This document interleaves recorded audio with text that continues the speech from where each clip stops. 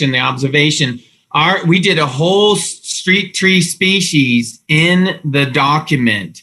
And we've used these trees, and some of them are canopy. So they bloom on the top and you'd be able to see through them, in other words. And again, it's all negotiable down the road when you get into final design with NCDOT or whoever. But we would definitely, number one, advocate street trees that are canopy developed in the middle of that. And so to resist any kind of sight distance. But honestly, I mean, you brought into another discussion here. If you've got some topography issues coming out of Perry or Pine or Aberdeen, you really need to think about how that's being designed, right? How is that crest interacting with or coming into that onto Main Street? And so I would think once they do full surveys and really understand the topography much better, I think we use LiDAR and information like that. But I think that's one of those things we really need to talk about when it goes under the final design. But number one, street trees and all the species were identified in the report. Number two, we would do advocate for canopy trees. And if push come to shove, then there's a site issue, don't put a tree in. Put some bushes in there or put some plantings. We just would like to advocate some kind of planting, number one, for beautification, but number two, to create that kind of sense of enclosure and slow down cars. But you're right. Just like you said, coming over the peak there, coming over the crest, we need to be able to slow down these cars. Good observation. All right. Moving on here. Where were we? There we go. Yeah, so you can see now coming northbound here, right? We're approaching Eastway. This is the 4-lane divide. You can see the slivers. We're able to put in more pockets of medians. And let me explain something to you too, because Brent brought this up, and it makes sense. We didn't put medians in front of My thoughts are there's two ways of looking at median location. One is if a place had more than one access point to get into, like the church over here, we would not put a median in front of both points, right? If they had more than one, that's where we put a median in there. We're very selective at where we put the median because you're gonna want to control access. Not every street, like Autumn Leaf, I know there's more traffic coming on there, more development. Every time you guys make a connection and it's a dead end street, every trip has to go on that road. So we've got to do a better job of controlling access. But when we looked at this, like fast food or gas stations, we didn't put a median in front of there unless they had more than one access point. So that was our philosophy moving forward. Now, will this design change when you get the final design? Absolutely. But at least they get an idea of what we're trying to accomplish. Slowing down vehicles is absolutely essential. And really a nice beautification coming in here. It's not a continuous median as you see here. I mean, this stretch here is a huge stretch without gap here, but you can see the pockets of median we're trying to create and really create an opportunity for pedestrian crossings too. The roundabout itself, we did put in 2 crossings here only because we had to get access to that, 10-foot multi-use path. We're actually taking that multi-use path up at Eastway, but you can see on the north side, the 10-foot multi-use path, it'd have a nice grass separation between the back of curb and the actual 10-foot multi-use path itself. Other things to note here, these 2-lane collectors up here, one of the big issues that came out of the alternatives analysis, you may well know, is the lack of connectivity. And this is important as this, for instance, if this parcel goes up for development, you want to be able to require that developer or that builder to put in some kind of cross access and maybe hopefully connect to Sherman Lane and then stub out over here so that the future connection can make it all the way. You'll show different pockets along there that'll show you connections along the corridor. Why is that important? It's very important because you have a lot of dead end streets right now. A lot of these roads like this, all of this stuff is dead end streets that don't connect anywhere. That means every single trip has to get onto Main Street. And that's going to be a problem long term. So we want to have better cross access so that people can get to A to B without getting onto Main Street. So what does that look like at ground level? This is actually looking at South Main Street, looking north from Autumn Leaf and the three lane or 2-lane divided. So you can see the pocket of median here, just looking north. Kind of looking back, Brent, back up that road, that segment up the road. This is the existing, what it looks like. Looks pretty flat, but it actually rolls, that goes uphill, right, Brent? And then this is what it would look like with what we would be advocating. Sidewalks on both sides. It's still squeezed in. We're trying to stay within the right-of-way limits so you don't have to take all that property. Kind of what it looks like. So before and then after. All right, the next segment, I'm heading southward. The next segment, really between Royal Oaks and Houston, and that's the relocation. I'll get to that in a second, but it's really a continuation of the 5-lane and 4-lane divided. Again, providing pocket medians where there's no development, or where people have access more than one location. Oswald Amity is an intersection. We wanted to make it a little bit more pedestrian friendly and make a good connection there. We know that's your industrial and light industrial access points as well. So trucks are going to be important. And then the relocation, I wonder if I can get the next one, but the relocation, is that Flowers, the realignment here? Someone else help me out. It's been a while since I got those names, but it's right here. Yeah, Flower House Loop. Flower House Loop. Thank you. Randy, you're supposed to help me out with that. But that's good. Yeah, and we love that. Clean up some of that bad skews. Just clean up this road, make it more predictable when drivers get through there, and make it really more predictable for bicyclists and pedestrians. Again, we're advocating that 10-foot multi-use path all the way, putting some shade trees so that it gets hot. It gets hot in North Carolina, so get some shade trees in there and help people stay safe. You can see all this connectivity. Again, this will change, but we've got to advocate. I think this is that development. I think it was a mixed use, but it's predominantly residential that George was working on before he left. And I thought that that discussion about putting in cross access was really important and part of that performa. So I'm hoping that stays true to form, because we're advocating better connections and where stub outs are. All these connections, all these 2-lane connectors, one thing I promise you, it does not take a building. It does not take a structure, and it does not take someone's house. We wouldn't put a dash line on there. We know they change if you work with the community, the developer that is, but we want to advocate better cross access. So not all trips have to get on to Main Street.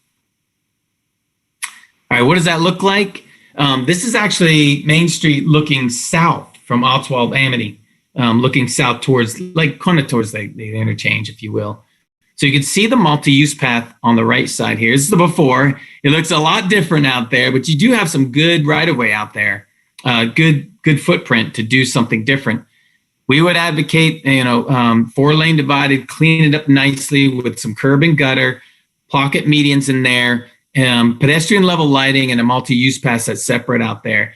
Again, is this going to happen overnight? Nope. But you've got a lot of growth in front of you, and about this, I'm hoping this will come to fruition sooner than later.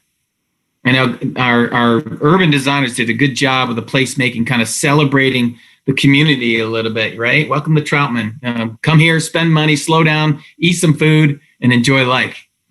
We really got to celebrate what Troutman is all about. It's a beautiful little town. And then our last concept design image, there's 4 of them. And again, this is all being shared with you. I already sent this to Jonathan. Peruse through it at your leisure. But here's the realignment of Flower House Loop. And I think, Randy, you brought this to our attention first and foremost. So we realigned it over here with George's help, making that connection with NCDOT, cleaned it up with some crosswalks here, and then brought this forward, put in more channelization in here because this is very confusing interchange. And I know, everybody, that these loops here cause problems during the morning and afternoon where people are getting into and off of I-77. We would recommend, yes, it's going to cost a little bit. I think it was only $2.5 million, but it is what it is. We would recommend getting rid of this loop. And what happens is, why? Because as folks come in here and they want to go northbound on 70, they're weaving over, right? As people are coming off from 77 and going east, they're weaving in. And that's really a major conflict. DOT doesn't build these types of weaves areas anymore. So we would advocate getting rid of this loop and putting it over here. Yes, you have your stream that reaches over here, crosses up here, but we think you can either do an extension of the existing bridge or a separate bridge to put that ramp all the way in there. And what that would do is totally get rid of this and make it work much better. These signals would be 2-lane or 2-phase or even 3-phase. They would not be at all difficult. This would function much, much better than where it's functioning today. So that was a great recommendation that came out of this entire analysis. And honestly, this type of project qualifies for STI funding at the state level. It qualifies for much greater funding pots because it's part of the interstate system. And this is a dysfunctional interchange, to say the least. So again, we think this is a great recommendation. Hopes it comes to fruition. What else? We are showing some, we're just really filling in the medians that are already there. They're painted right now. Some of them are monolithic, but we're just trying to green them up because this is your interchange that introduces the world to the town of Troutman. All right, I am going to stop there, see if there's any questions about the concept designs, and then we can talk a little bit about implementation, phasing, and funding sources. So are there any questions? I know I skipped through this a lot, and there's lots to digest, but I think it's pretty meaningful. Any questions? Awesome. Mark, Barry, you guys were involved with this. You're good. We appreciate your efforts on this too.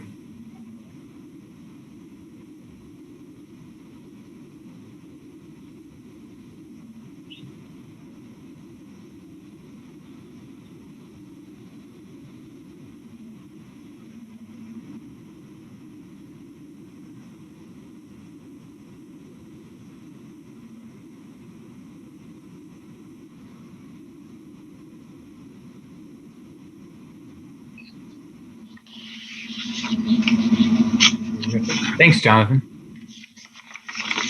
Good. Let's, in the interest of time, yeah, we're now at 7:50, so I promise I'll be quick. I'll only have 2 slides left, but let's talk a little bit. And this is kind of where we get into the discussion of funding. What we did was everything that you see, even the multi-use path down Eastway, the roundabout, everything, even the widening to 4-lane divided and the widening to the 3 lanes and 2-lane divided, all of that is around $23 million. Now, do you have to do everything at once? No. The good news is it's limited right-of-way acquisition. And again, I think it was like 2 acres that, or 2.5 acres that Erica calculated in that. Now it's a linear strip, but it's much, much cheaper and less impactful than your phase 1 project on Main Street with the peanut and all of that. So, and I think that's why that's struggling moving forward. So that's really, really good news. You got 2.7 miles of improvements here, gateways, banners, lighting, you name it, and a 4-lane divided widening out here, and it's only going to cost $23 million. Now, how do we get that? So we went ahead. If you add up all these numbers here, it'll come up to 23 million, not thousand.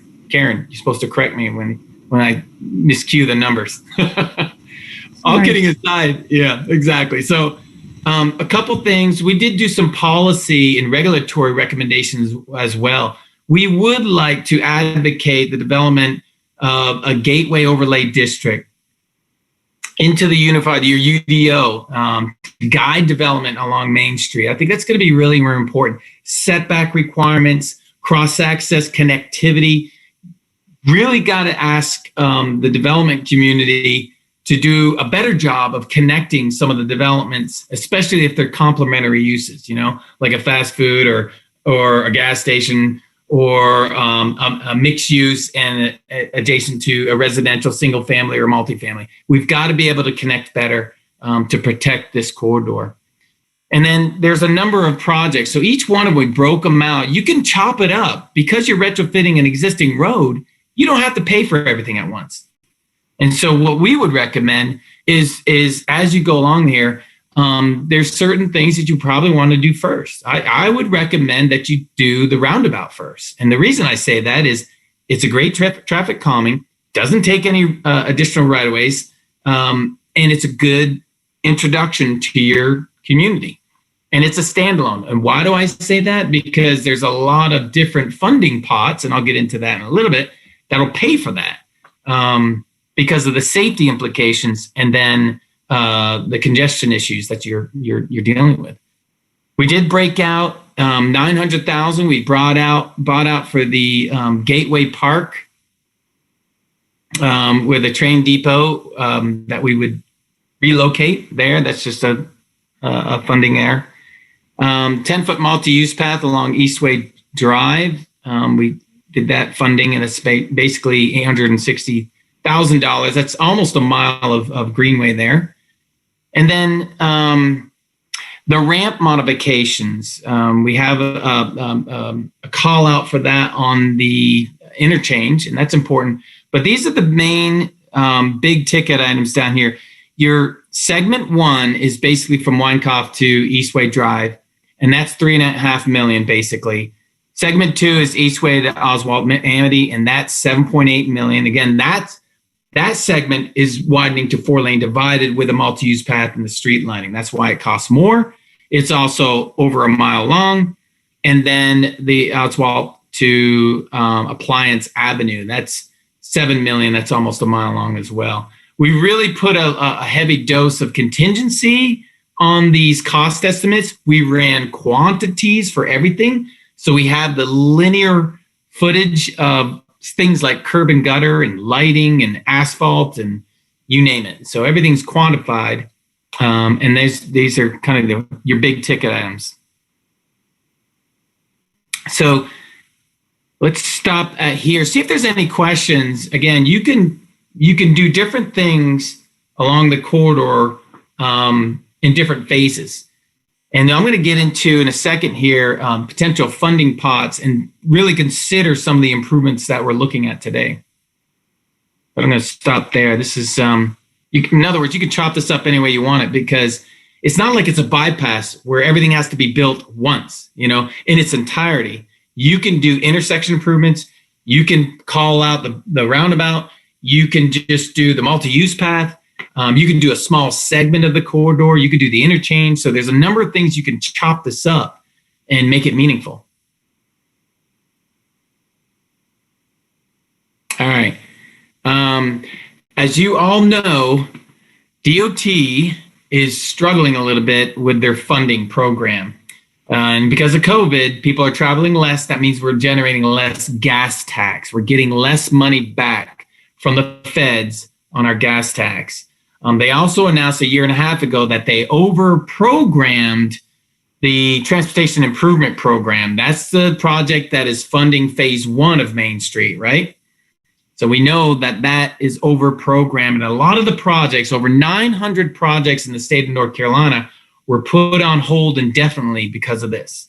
And so we got to think differently about how we move this forward. The best benefit of this project that we presented to you is that we're limited impacts to right-of-way. Right-of-way be up to 70% of the cost of any project. And it also adds 3 to 4 years of delay because you have to go through the appraisal and you have to give those property owners a check, regardless if it's dedication or reservation of right-of-way. So that's the beautiful thing about this project, is it has minimal impacts to right-of-way. So the process is quicker and the process is cheaper because of that. One of the things that I would recommend that we do, or you do in Collective, right, is to really work with NCDOT, your division office. And why? Because they have 2 special programs that we think it really can apply to. And it was the old spot hazard elimination projects, but safety is a big key issue with them. So they have set aside dollars, if you will, think about it like that, that can be dedicated to particular safety improvements, intersection improvements along the corridor. So that's one. That's that spot safety improvements. And then the other one is really just being competitive against other projects. This project will do well because it has high volume traffic and low cost. I don't know, Randy, help me out, or Daryl, if you guys were involved with the phase one, or Mark, what was the cost on that project? Do we know? I don't really remember. I want to say it was like over 20 to 25 million. Yeah, and a lot shorter. So you can compare that, right? Did that include? Yeah, I think that rings a bell too. So it just had a lot more impacts to it, you know. But yeah, I'm going to stop there. So focus on public-private reinvestment or public-private partnerships is going to be critical.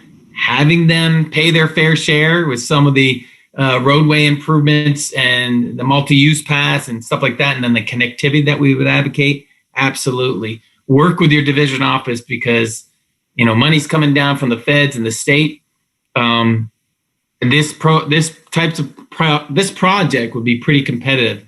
Grant applications, which is the new Tiger grant, the Build grant, which is what it's called, would be a good opportunity as well on here. Again, very competitive because it has a high amount of traffic, a high level of safety issues, and a low amount of cost per mile. Any questions about, you know, kind of the phasing and the funding opportunities? I know I kind of highlighted that a little bit, but yeah, it's a tough market we're into. I actually have a question for you. What is the phase? Where do you stand on phase one, and what's the status of that project?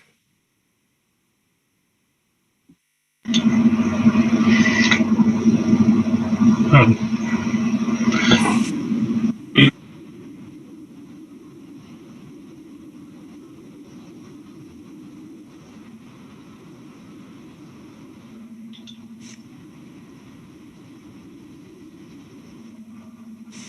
2029. Okay, so it was delayed by 6 years. Is that right?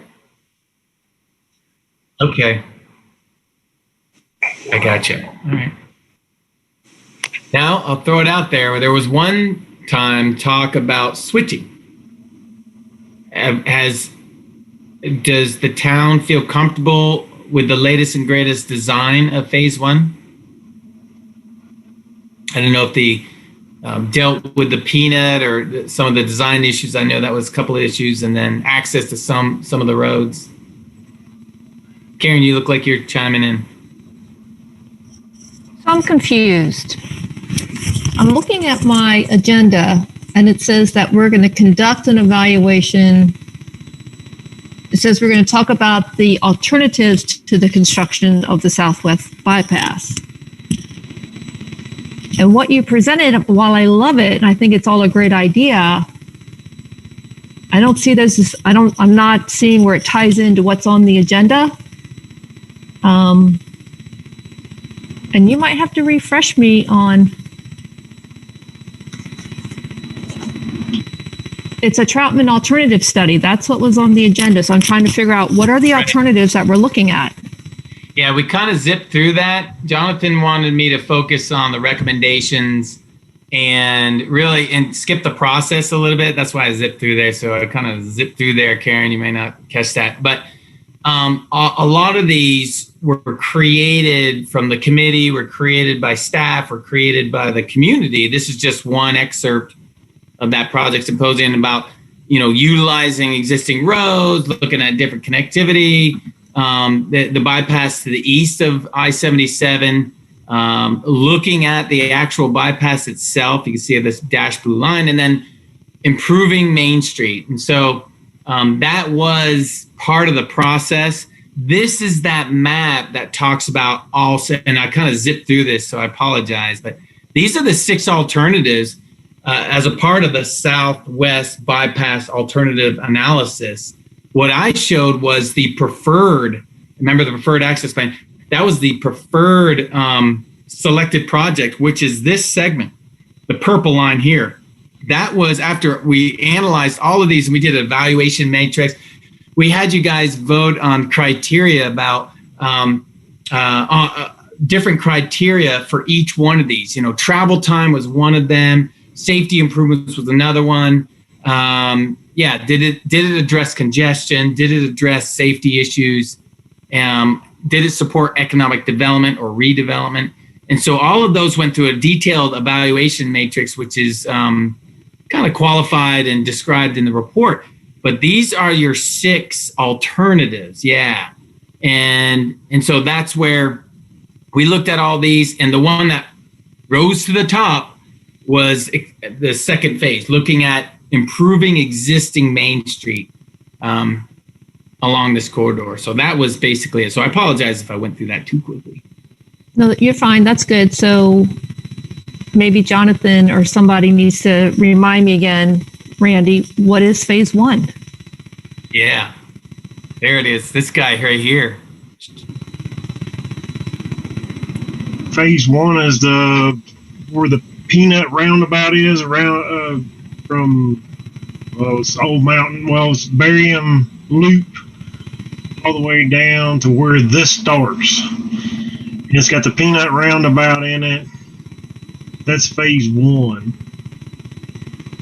That's the DOT part, which was from Barium Springs through Wagner down to Winecroft and on to Eastside Drive, correct? That was phase 1, DOT Yep. side?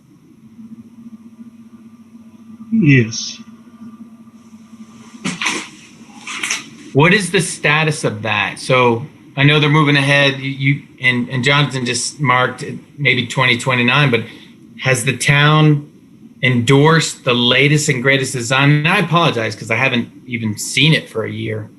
We gave some comments on that, Karen, at the outset of this. I think that was actually 2019, but we never heard of any, what happened to that design. Was it redesigned? What happened to the Peanut?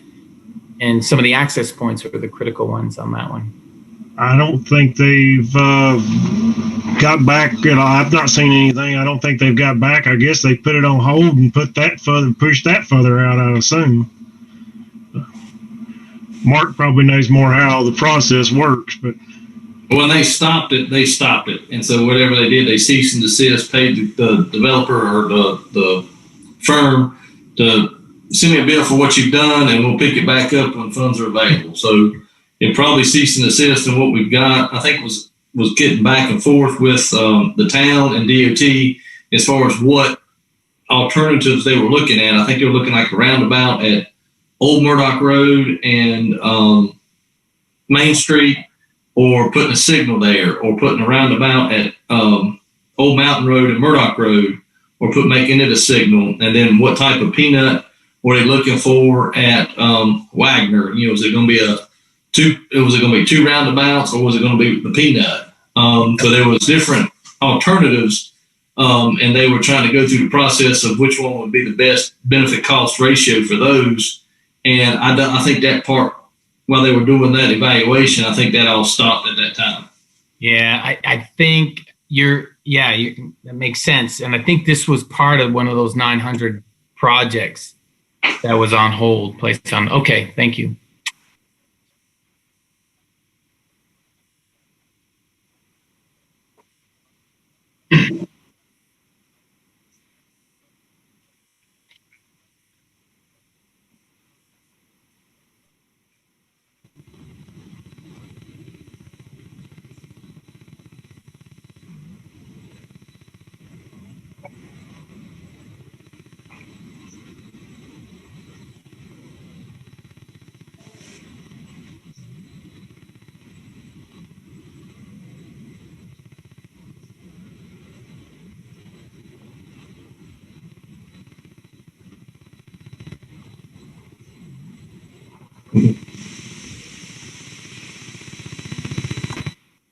Well, I'm going to ask the question then.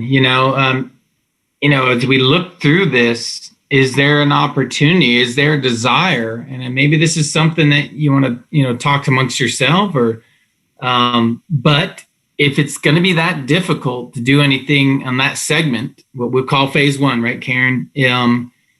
Is it something that you guys would find of interest to move forward on this phase two? I won't even call it phase two. Maybe this becomes the new phase one. Now, I throw that out there only because its impact is limited, and hopefully you can move forward with some funding allocation that was dedicated to the town.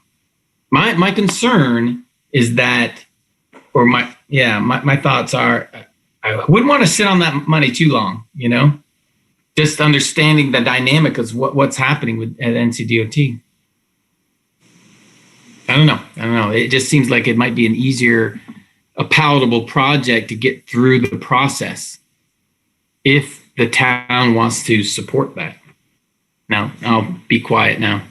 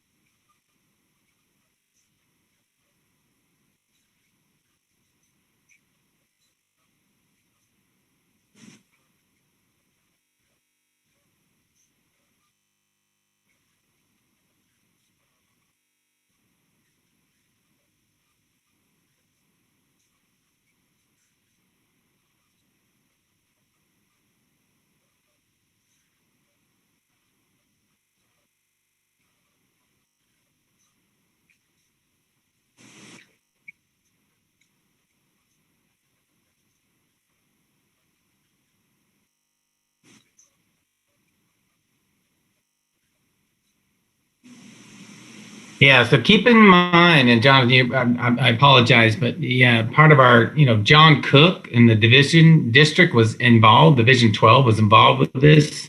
The MPO, Neil Burke and Augustine was as well. And we coordinate with them along the way. And I don't think there's anything in here. In fact, we are finishing up a project that NCDOT. We've done a number of these where we're retrofitting NCDOT's roads, and so.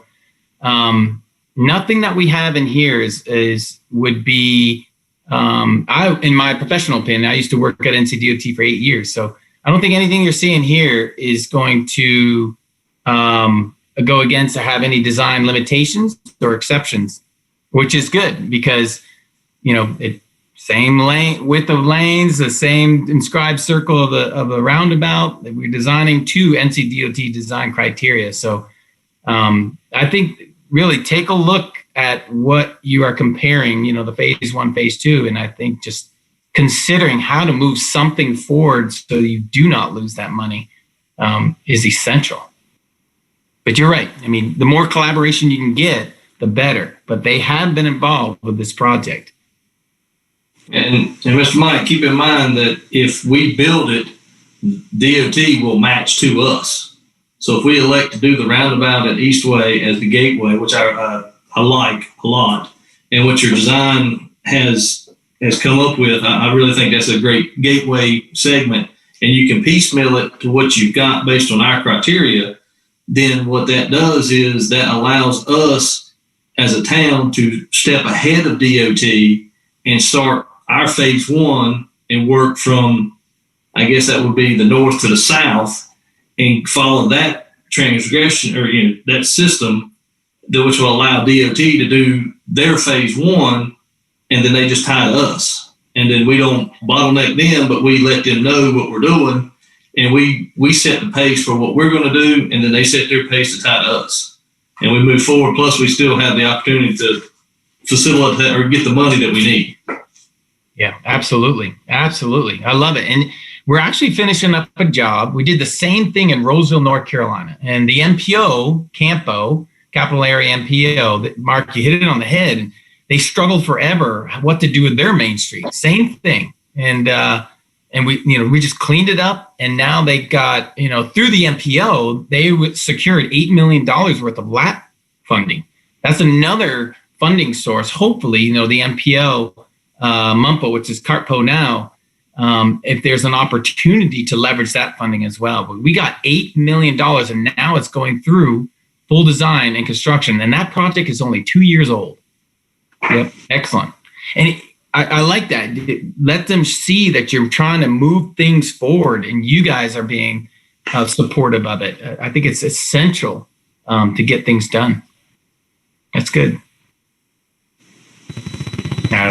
I'll stop talking now. I apologize, getting on my bandwagon there, but I love it. No, you guys are doing great. So, and it's got a wonderful town. I just love to see the gateway and, protect your corridors and just move something along. I know everybody's frustrated. I've heard it from every single one of you, how frustrated you are not getting things moving forward. So, Randy, thank you for the opportunity to talk with your folks.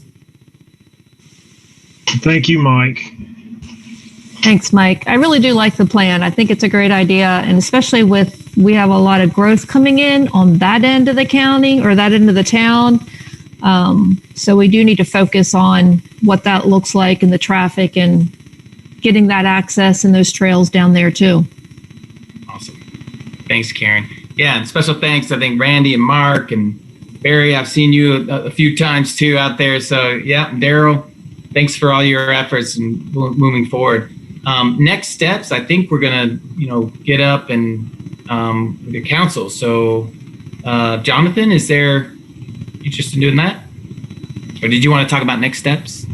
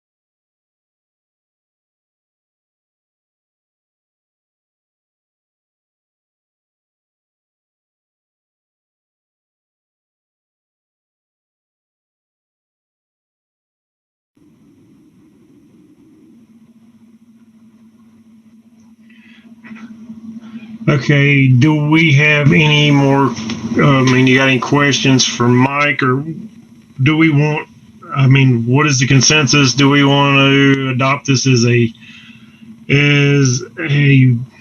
study, or should we do more of parts of it?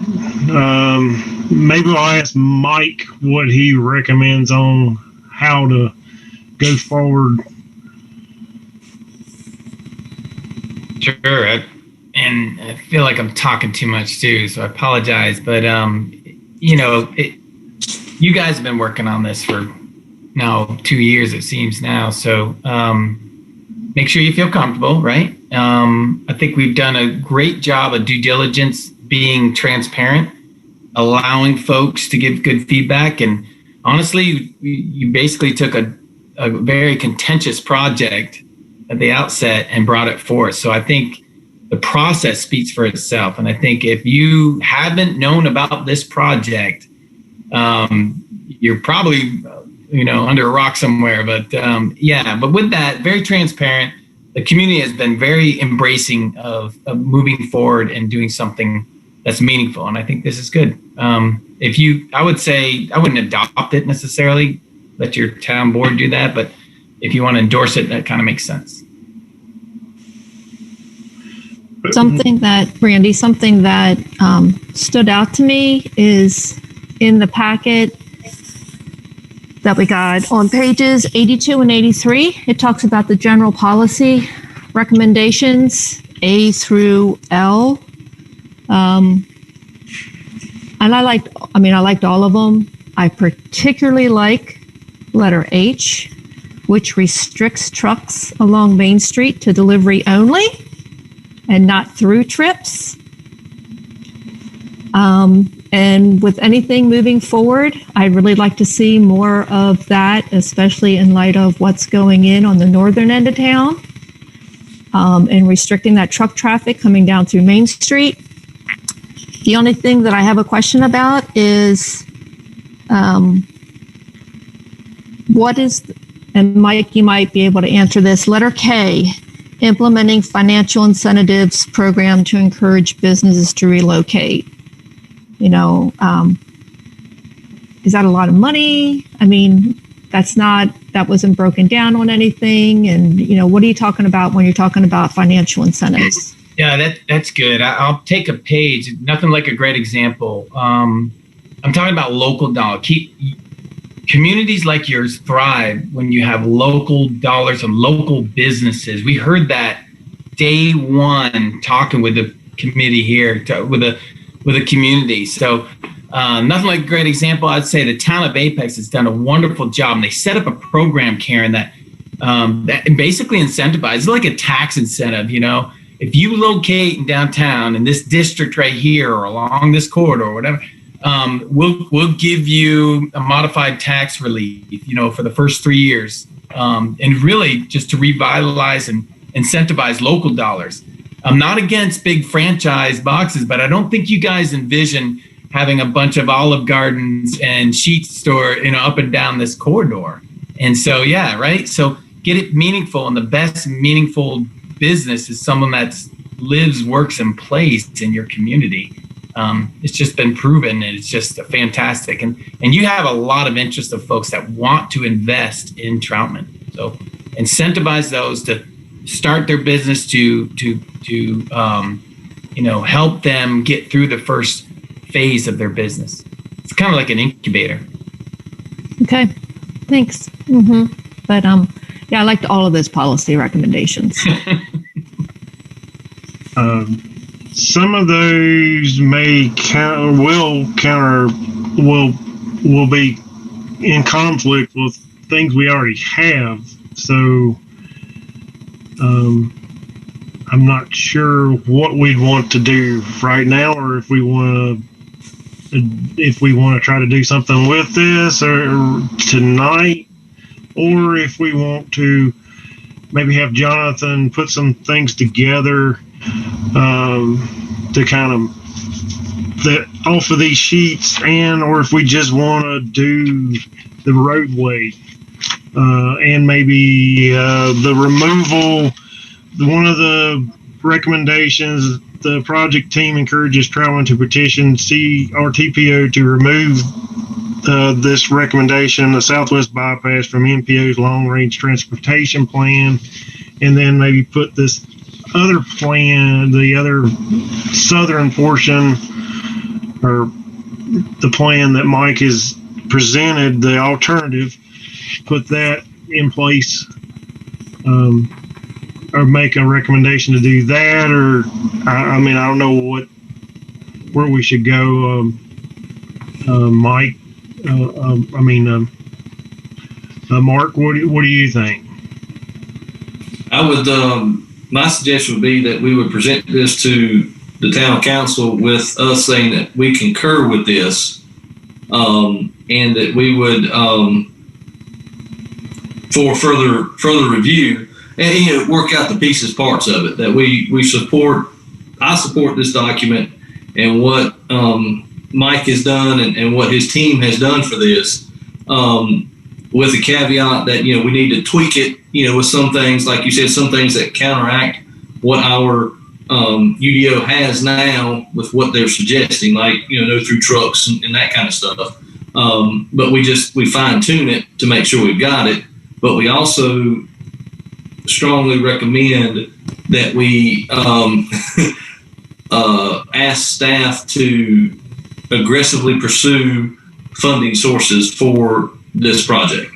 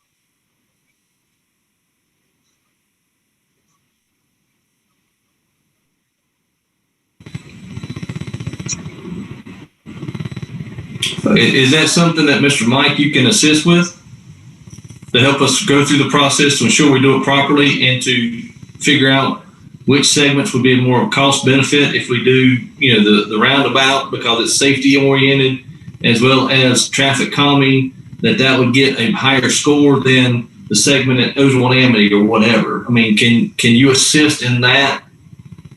Yeah, I think that's how we broke it out to Mark. So, and absolutely. And let's look at the parameters. Obviously this is Troutman's submittal, but I'd be happy to review it and give some advice. And again, it's not my project, but that's exactly what you need to do, Mark, right? And get some low hanging fruit, big bang for the buck, right? Doing more with less. But anything safety, number one, is going to do you well.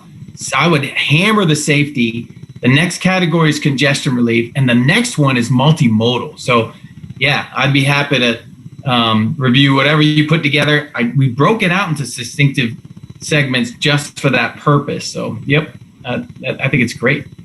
Now, when you say for projects, are these set aside dollars, Jonathan, that CARTPO is putting together to actually fund projects, or is this just to get on to their LRTP, financially fiscally constrained plan?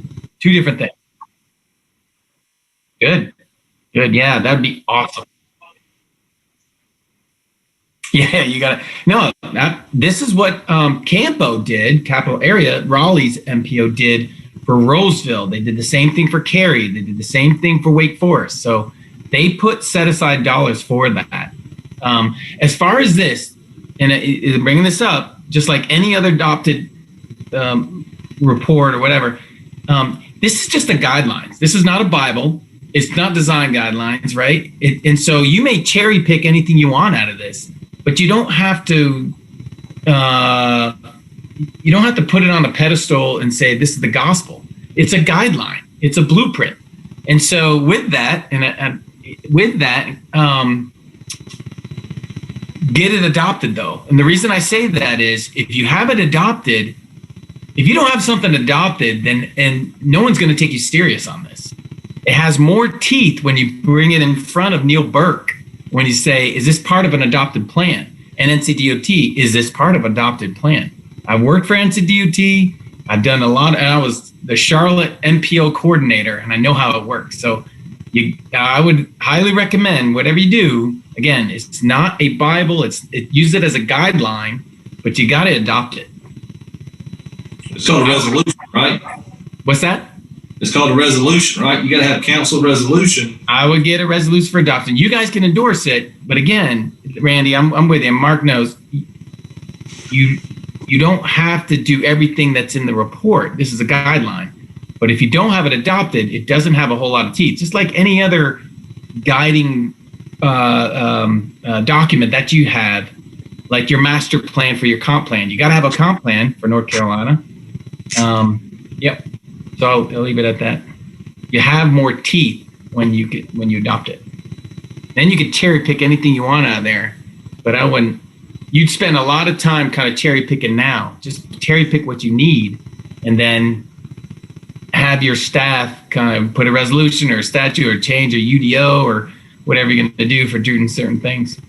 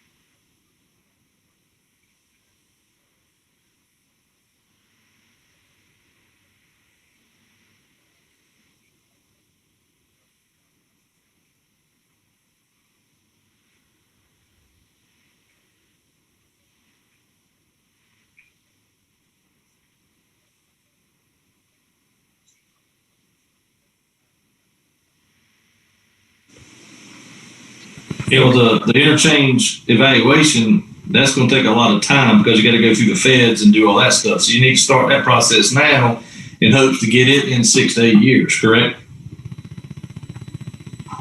Yeah, I think like an interchange justification or an interchange modification.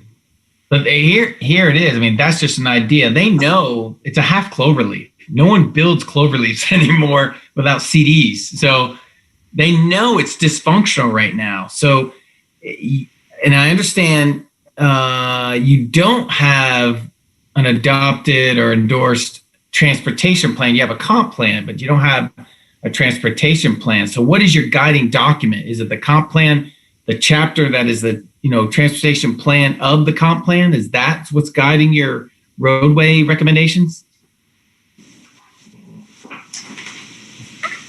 I'm not sure on that.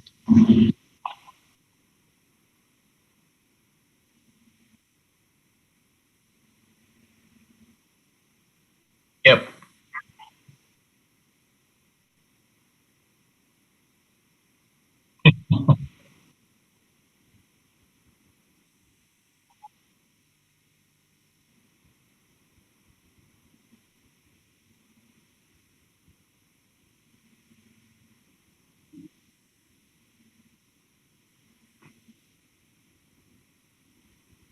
Mm-hmm.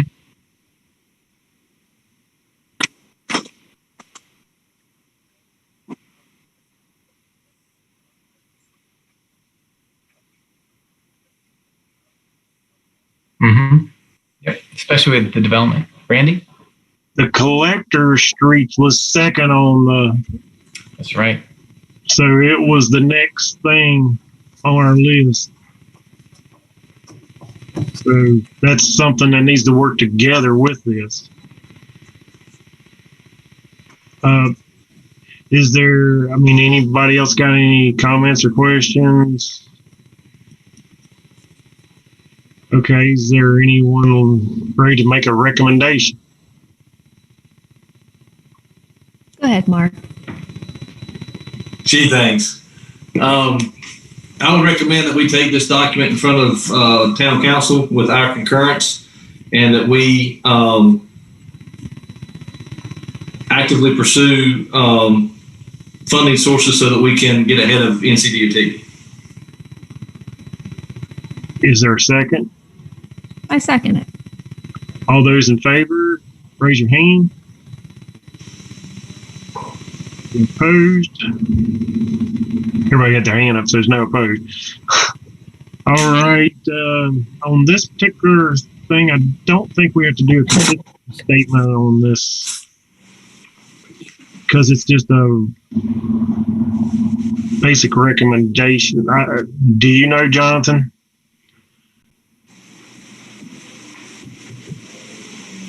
You're on mute. You're on mute, Jonathan. Can you hear me?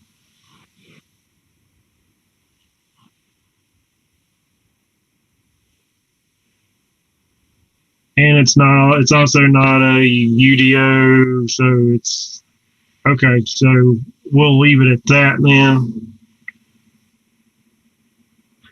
And hopefully we'll get some more stuff back to that would be more in depth, from town council and from Jonathan in the future, near future.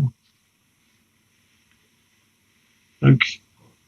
Is there any more comments about this item that anyone wants to make?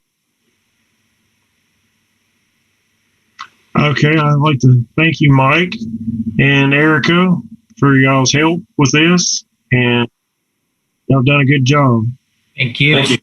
Mark, I'd be happy to review that and brainstorm and how to piece that thing together. I'm with you. It's tricky, so I'll be happy to do that. I would suggest get with Mr. Jonathan and y'all work it out. If we've got a deadline of a month, you got 3 weeks. Come on, Jonathan, let's do it. All right. You guys have a great time. Be safe out there. It's good to see everybody's faces. Thank you. See ya. Everyone have a good night. Good night.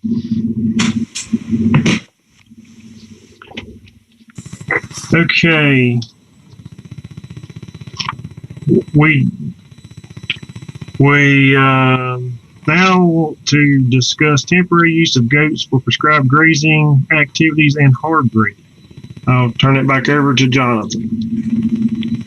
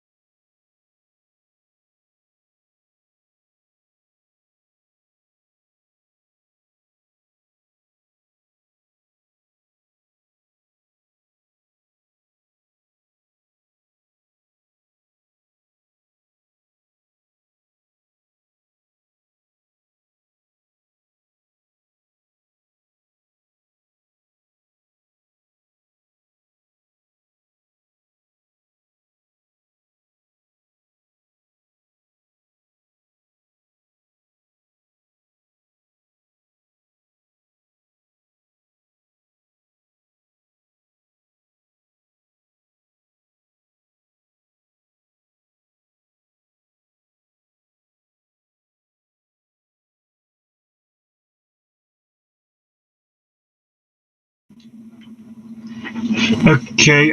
One thing before we discuss it, do you know if there was any comments sent in on this?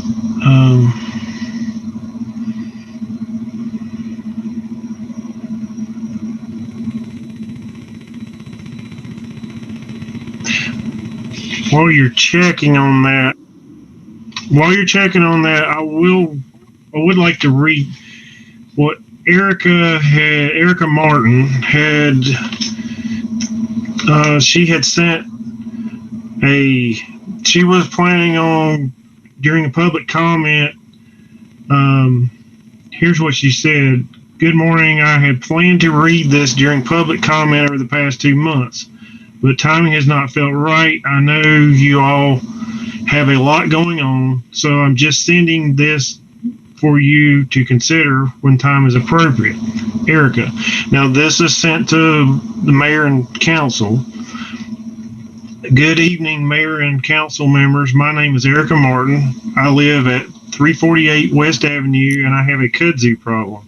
So this summer, realizing I have the luxury of just being a citizen, I reached out to council members to see if they were open to the idea of allowing goats for nuisance abatement.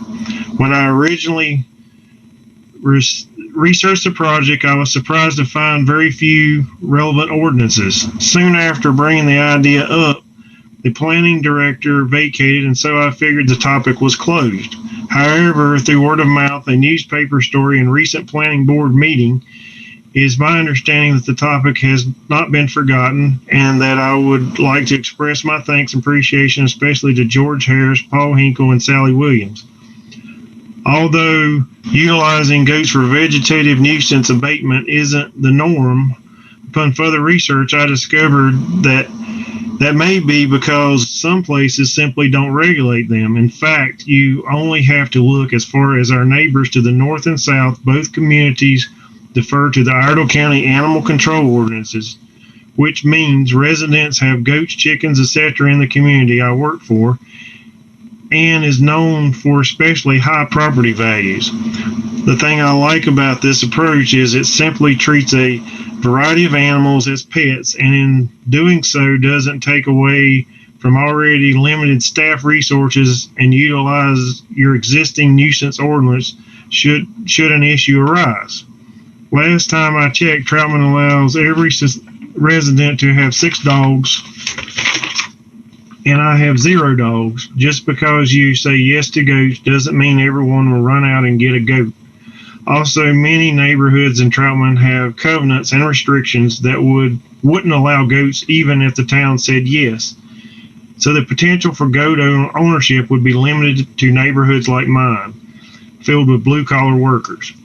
The thing I have always loved about working for local government is the flexibility and character of each place. Although Mooresville and Statesville will let you have an array of animals, including goats, Charlotte will only let you have a goat if you have a 1/4 acre. Huntersville requires a whole acre. Chapel Hill requires 4 acres, and Asheville allows them for nuisance abatement with a permit issued for 2 weeks. I am personally not interested in a permit that would have to be obtained on a weekly or bi-weekly basis, nor do I want to pay a company $400 to rent a herd of goats to spend 2 weeks on my property every summer until I die. I have a 1/2 acre lot, but most of Englewood is on 1/4 acre lots. What I would be interested in is an ordinance that would allow me to essentially have a pet goat to combat the kudzu overtaking my backyard, to eat leftover table scraps, and to teach my girls responsibility. The possibilities for an ordinance reflective of Troutman's values are endless. I look forward to seeing what you all decide and will respect your ultimate decision, even if it ultimately does not benefit me. Thank you, Erica Martin. Jonathan, are there any other comments?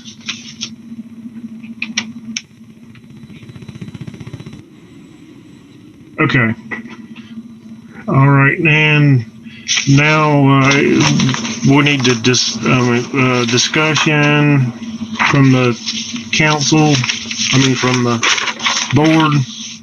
Any comments or questions from the board? We need to make comments to help Jonathan out on this. I'd like to make a comment. I like the idea of having to have X number of acres for any of these animals. I remember when I was a kid growing up, you could have a horse on your property if you had 2 acres. Now it sounds like ours says 10 acres, or Mooresville, or whoever it was that you were quoting, Jonathan. But if we just say, okay, it's 10 acres for horses, it's a half an acre for goats, and just set it up that way. Because what we don't need around here is a zoo, and we don't need a proliferation of goats as pets. And the next thing you know, we're going to have herds of sheep and everything else. So we got to have some constraint that people have to meet, right? Does that make sense? Barry, it makes sense to me. In fact, I'm thinking you should have 1 acre per horse, because if you say you can have horses on 1 acre, I think you need to limit it, because I personally think 6 dogs is a little excessive. That's crazy. That's crazy. Yeah. And I also think, Jonathan, we need to talk about some kind of enclosure, because people can have dogs and not have to have a fenced yard. But if we're going to talk about sheep, potbelly pigs, horses, goats, whatever, I think we need to look at the restriction of the movement of those animals. That's absolutely real. I mean, I chased a potbelly pig in my backyard. I actually got it into my backyard. Did you ever try to grab a potbelly pig and do anything with it? I don't want to. And then you try to get a hold of people that are supposed to do it, the Iredell County people. They sent this woman out. She was about 6'4". She made me look like a little person. And she said, "Oh, just grab his feet and pick him up, and we'll throw him in the truck." This potbelly pig had to be 250 pounds. She got her end up. I was having a little problem with my end, and we got the thing out of there. But I'm going to tell you what, there's some harrowing moments. So, yeah, the potbelly pigs are dangerous, very dangerous. But to be able to contain the animal is key, absolutely key. And how many problems do we have? Dogs, I've got 6 dogs. I'm going to let them out before I go to bed. Make sure they all go to the bathroom outside. Where do they go? Well, they don't go on my yard, so I don't care. They go in everybody else's yard, right? I read this next door neighbor thing every day, and people are almost ready to go out and shoot these dogs, these marauding dogs that poop on the front yard every day. I mean, that causes all kinds of issues. So if we could build something like that into it, man, would that be sweet?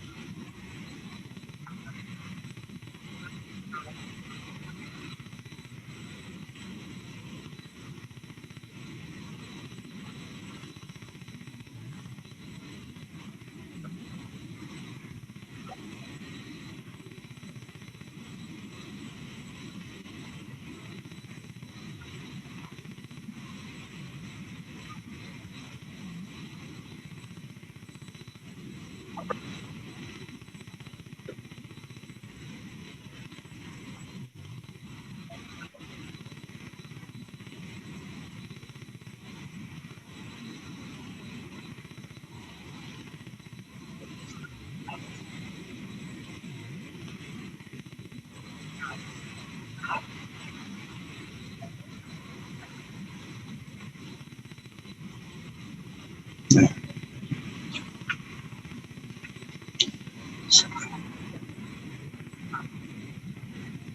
Yeah.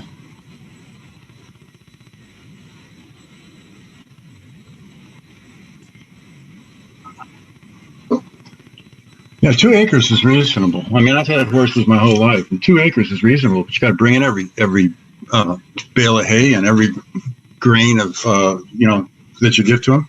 Everything's got to be carted in. Yeah. There's no way they're going to exist on that on 2 acres. So I don't mean to be. I don't know how to say this without. I don't know. Anyway, so Barry was talking about dogs using his yard to go to the bathroom. Yeah. If someone's living in town and they have to dispose of their horse feces, is this something that's bagged and put in the trash can? or do they have a compost area? And then does that become another issue with the smell? Well, it's good smell. I've always had horses. So, I mean, I'm not against horses. I love horses, and I feel like there are some properties in town that could certainly support horses. I mean, I have a neighbor right here in town next to me. It's got 26 acres. Oh, They could support horses. Yeah. I just think that we really need to consider that acreage to horse ratio and then all the factors that go along with it. But I know we're getting away from the goat issue. Okay, I don't have a problem with goats as a pet as long as, like Barry was saying, we have a land to goat ratio, we have enclosures, and then responsibility about cleaning up after your animal. Yeah. I think, Jonathan, if you say, just like she just said, yeah, I'd support that 100%. I would like to add to that I would like the goats is fine with me. I have no problem with that. I would make it that if there is an ordinance or a complaint against that property owner due to smell or neglect or something to that animal, then we have the right to revoke that privilege. And also with the acreage to head of animal, a number of horses or whatever, it's not the total acreage where you have to minus off my house, my driveway, my garage, because that's, it could be, 10,000 square feet. Well, that's, less of an acre then. If I just have 1 acre based on my tax value, it's got to be an acre or half acre per animal, not inclusive of the barn or the barn or house, if you know what I mean. I think that if we just say it, if we set it up, we don't have to tell them right now what it is. We'll just say it's okay, as long as we set up an ordinance, animal against the amount of land that you have to have that animal.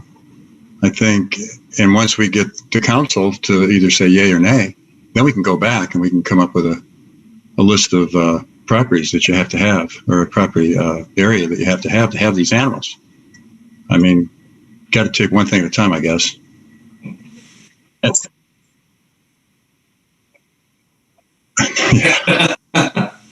I wasn't thinking that far ahead. We got to give them an answer, and I think that would be the right answer to give them. That's all I'm saying, and then we can go from there. If they insist that we do, we can go on from there. Yeah. I think town council was actually wanting us to give them maybe a little more than that, or give them. They don't have to have it, I don't think, this next month, or we could come back and give Jonathan some guidelines, and he can of what we want him to kind of come up with, and then we can decide a more detailed amount, how many animals per acre, how many acres per animal, or however it is, and then give that to town council. And there's 2 different issues here. One of them is grazing to get rid of kudzu, which is not a permanent. So we have 2 different things to address. If you're bringing in animals or goats in particular to abate a kudzu, then you're going to want to allow a larger number for a shorter period of time so they can get the job done and get out. So that's a whole different issue than allowing it for a pet. Separate issue. So that would be you'd need a permit to do that. Yeah, you can do it's a separate issue than having them for a pet, right? I don't know how you would allow much more than you would allow that can be sustained, because you're only have them there when you're doing abatement to get rid of the kudzu and as quickly as possible, and then get them back out. So Right. I don't think that's as much a concern, the number of those, that it is the number. It's definitely the number if you got a pet, if there's enough room for them. And enough for them to eat or place for them to stay humanely. Right. I mean, why not do a permit for the kudzu and say that you have 4 weeks? Give a deadline that you have to have. You can have the X number of animals of what to take care of the kudzu, but you have 3 weeks or you've got 30 days to acquire the goats when they first set on to when they remedy the vegetation. You got 30 days, and then they have to be dormant, which means you have to remove the goats for 60 days or 90 days. That way you can't have the goats come in on Monday and then have them bring off on Tuesday and bring back on Wednesday. You know what I'm saying? And do it that way. With a permit, though. You think, Mark? It should be. You should have to have a permit to do that. That's a special thing. That part right there would be a permit. But you would be allowed the property owner X. You just say the amount of goats to remedy the problem, but you only have a set number of days to do it. And then you have to keep the property dormant or back because they're going to trample all the grass and poop all over the place and all that good stuff. Give it 60 days to recuperate before you can bring them back to the property. Yeah. Yeah. If you give them a space that they have to stay out of it, then they can't come back. Have 2 days later, bring the same goats back because then you have a pet and you've exceeded the limits per acre that you're looking for. Jonathan, hadn't you talked to some people that you said you talked to some people that have goats that they rent out or they bring out and they stay with the goats? I believe you told me one other time they actually do it in a fairly short period of time, I think.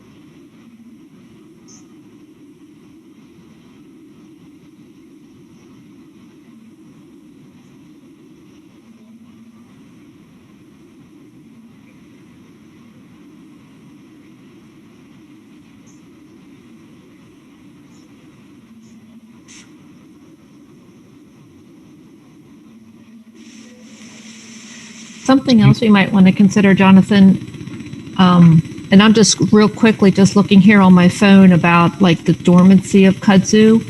We might say that, with having the goats on the property, that it would only be acceptable, say, from March until October or March until November, because it looks like while it doesn't completely stop growing in the winter, it just slows down. And that it says the best time to start the eradication process is in the early spring. So there could be certain months of the year where we don't even allow the permit to exist at all.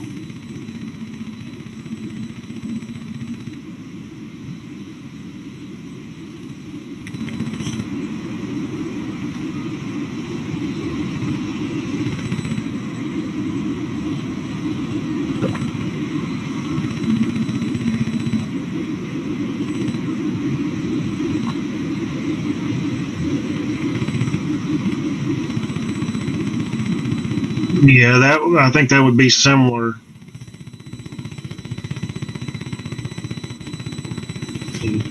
Is there any? I know you had a list of things that you were kind of wanting us to maybe give our thoughts on. I don't know what else we need to cover.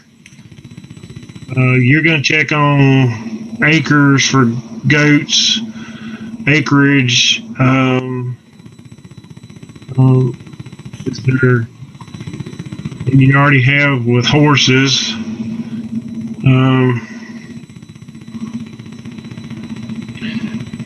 And it's probably, I agree with you on the code of ordinances. Looks like the place to put the is not the UDO.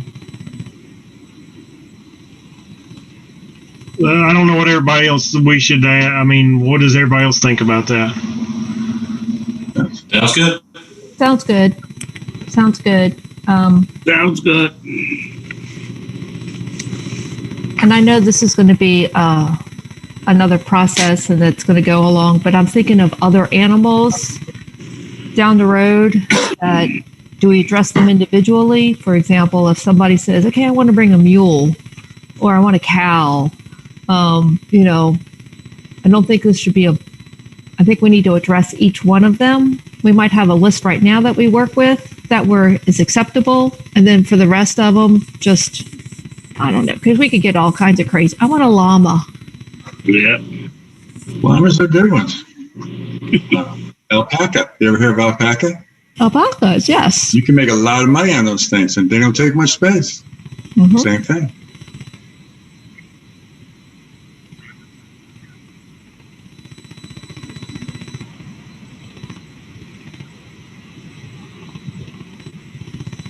They're worth a fortune. So maybe do the ones we know about, and then add at the bottom something to the effect that if it's not on the list, you have to come to the council and get some kind of come to the zoning committee to get some kind of a determination. Mm-hmm. I think right now they were just goats, and then the horse issue came up when you were searching for that. I'm not sure if they're ready to address the other things. We can discuss it, but how do you feel about, what do you think about that, Johnson?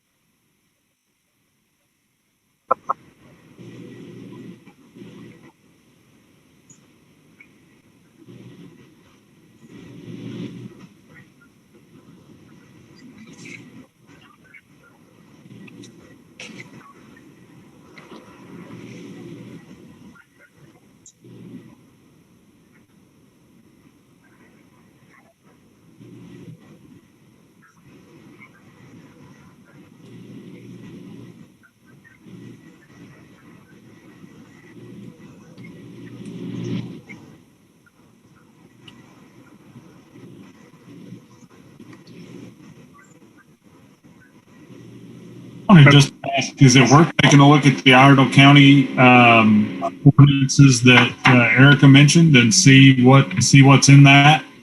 I mean, our neighbors are using those things, and we're bringing up a lot of good points, but at the moment they're problems that we just don't have.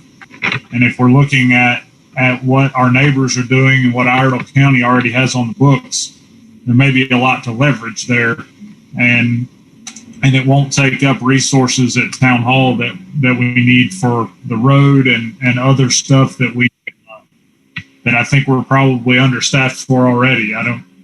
Maybe somebody that works up there can say.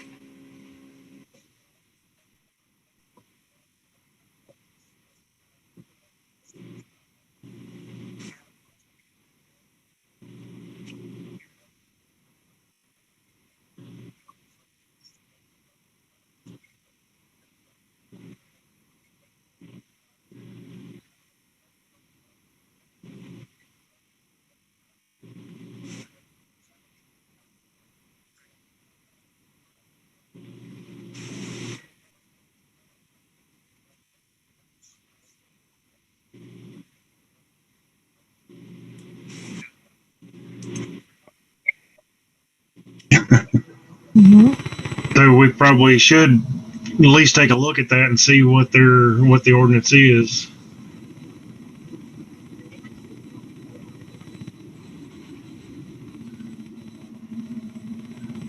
Is there anything else you need from us as far as guidelines to what we would be considering?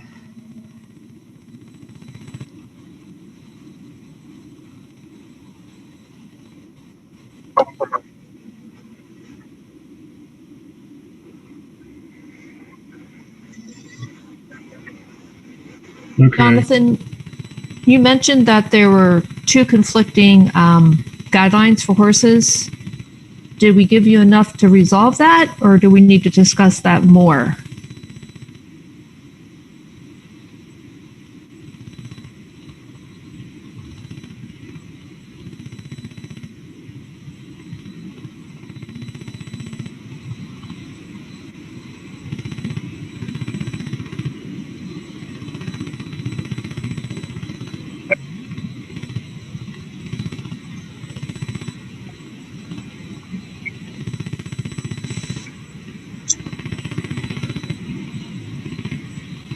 Yeah.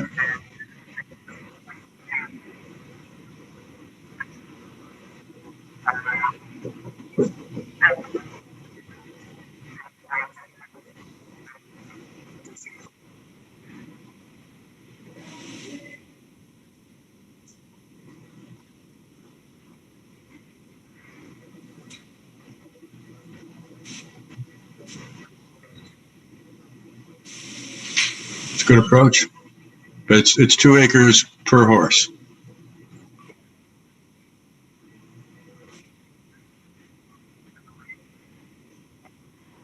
Well, UDO is ridiculous. UDO is ridiculous, right? 150 feet from your neighbor? That's ridiculous. That's in the code. Oh. Which only applies to in town.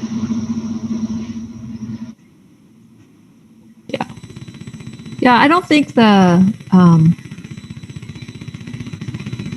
property zoning should make a difference. I mean, I'm good with a residential if it's got more than 2 acres per horse. Yeah. That's open space, and it's got some type of structure for the horse in inclement weather, and then it's got some type of what do you call it? Barrier, fencing. Yeah.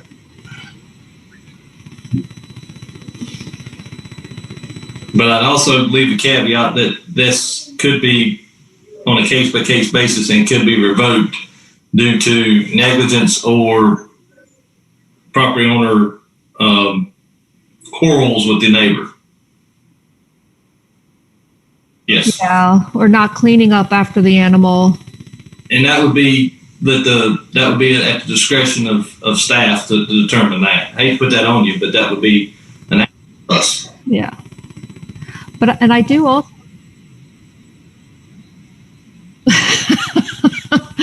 I do also like the idea though that if they do have a horse and they put in some type of fencing, it does have to be a certain amount of distance away from another house, another business, or another piece of property.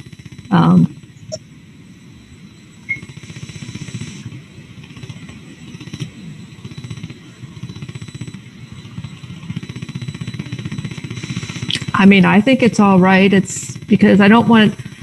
What about if you said 150 feet from the nearest structure that could cross property lines?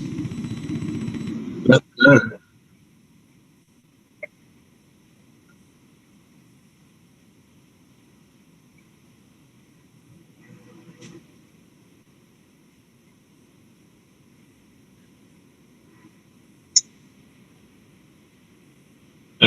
That's better. What about a street? Don't worry about the street. Well, I'm just thinking somebody who it might butt up against the sidewalk. I mean, you don't want them to take their fence all the way up against the sidewalk or the street, do you? I don't know where I live. We don't have sidewalks, but I live in town and we do. isn't there a setback? isn't there an established setback?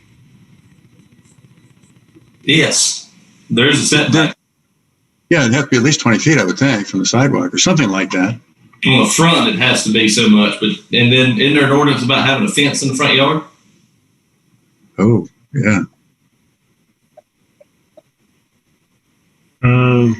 Yeah, I think there is. That probably doesn't apply to a bona fide farm, but that's not what we're talking about here. And you Bona couldn't fide tie your farm- horse out front on a stake. Are there bona fide farms in the town of Troutman? Are there what? A bona fide farm. They don't have bona fide farms in the town of Troutman, do they? I know they're in the ETJ. Mhm. In ETJ, they do. Yeah, because I had one. Right. Well, I don't know. It's possible there could be. I really doubt it.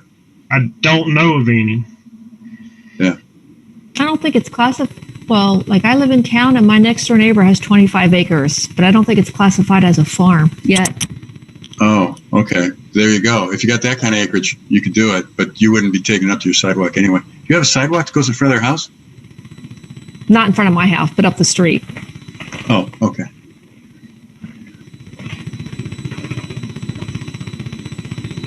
But I like the idea about the 150 feet from the closest structure. I think that pretty much will take care of it. And then let the front yard thing just go, and address it when we need to.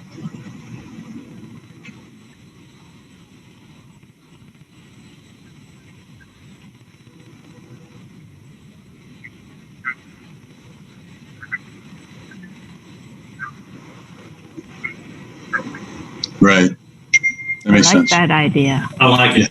I like it too. We're not the bad guys. Absolutely. You're talking about for horses, correct? Yeah, we're still talking about horses. Yes, Randy, we're still. Okay.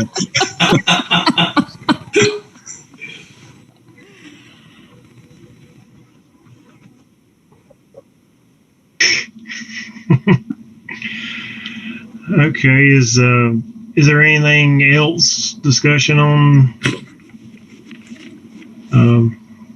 any of this, on any of the items we've talked about? As far as the horses and goats. Okay.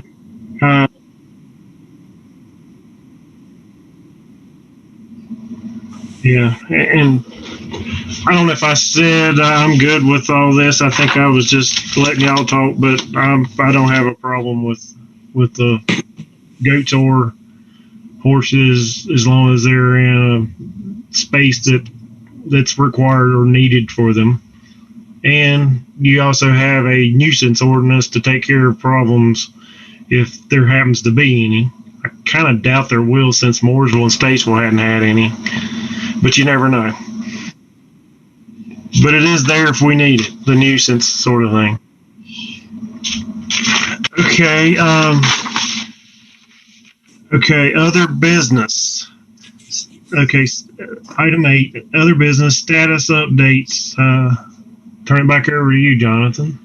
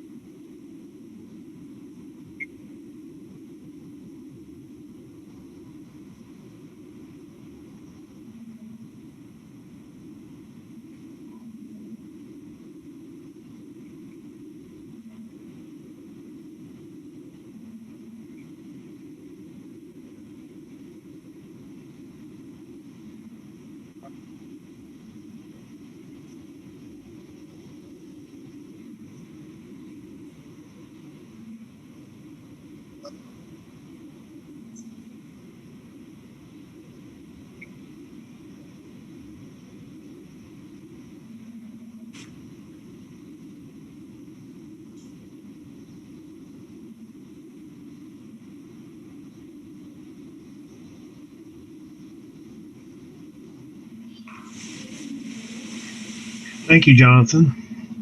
Do you have anything else? All right. Do you think there's any? I don't know if there's any needs at this point, but are there any comments that maybe somebody had before we adjourn, or I don't know if they're relevant at this point, but it's always nice to see if there's any comments.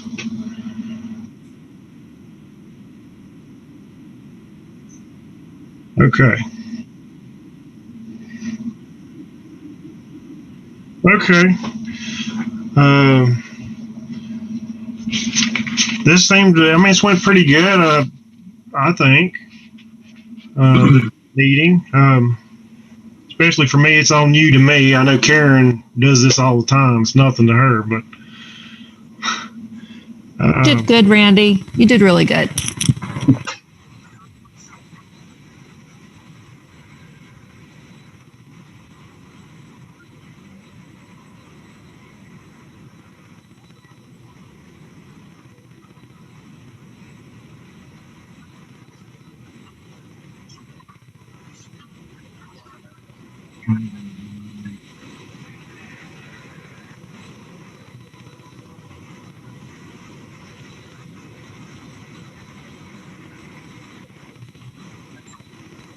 Yes. Yes. Yeah. And thank everybody so much. And now, is there a motion to adjourn? So moved. Second. I don't have a second. Danielle, did you get that? That was so fast. I know. I was watching him. I don't have a second. I seconded it Very, Oh, okay. a Okay. long time ago. Okay. All right. I didn't catch that. All those in favor? Okay.